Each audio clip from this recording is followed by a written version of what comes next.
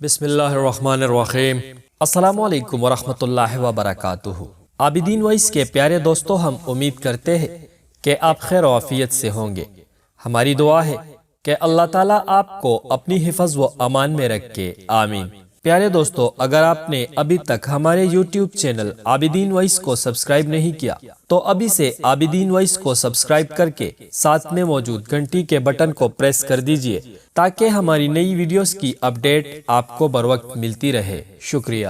حضرت موسیٰ علیہ السلام کی پیدائش دائرۃ المعارف میں ہے کہ نجومیوں نے فرعون سے کہا کہ آج کی رات وہ بچہ ماں کے پیٹ میں جائے گا۔ فرعون نے اس رات حکم دیا کہ بنی اسرائیل کے سب مرد آج اسکندریہ شہر میں چلے جائے۔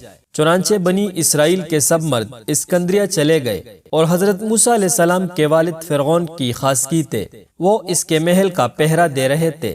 کسی سبب سے حضرت موسیٰ علیہ السلام کی والدہ وہاں چلی گئی۔ حضرت عمران نے ان کو طلب کیا تو حضرت موسیٰ علیہ السلام والدہ کی شکم ادھر میں چلے گئے۔ اس سے پہلے وزیروں نے فرعون سے عرض کی کہ بنی اسرائیل کے بڑے اپنی موت سے مر گئے اور بچوں کو تم نے ختم کر دیا، تو پھر ہماری خدمت کون کرے گا؟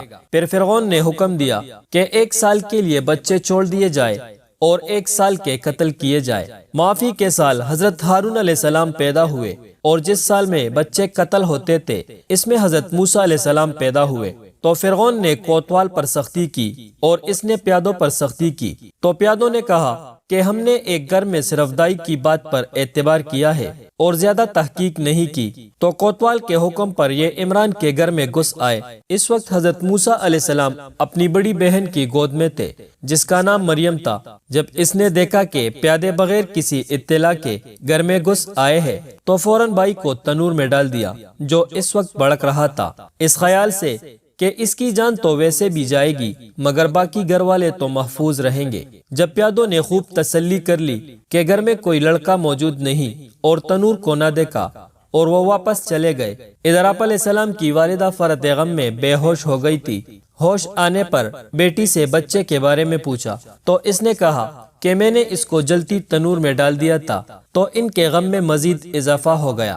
یکایک تنور سے آواز آئی کہ اے اماں جان، غم نہ کا، اللہ تعالیٰ نے جس طرح حضرت ابراہیم علیہ السلام پر آگ کو سرد کر دیا تھا اسی طرح مجھ پر بھی سرد کر دیا ہے۔ چنانچہ انہوں نے آپ علیہ السلام کو تنور سے باہر نکالا۔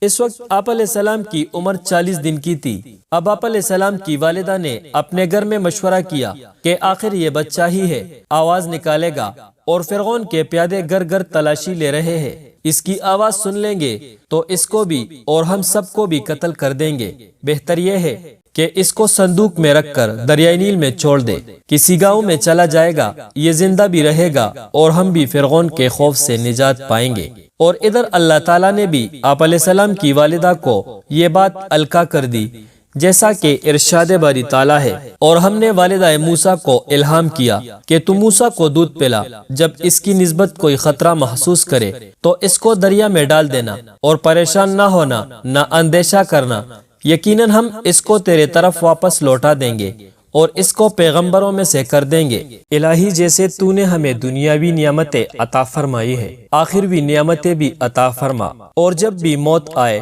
تو اسلام اور تیری فرمان برداری پر آئے اور ہم نیک لوگوں میں شمار ہو، آمین ثم آمین یا رب العالمین۔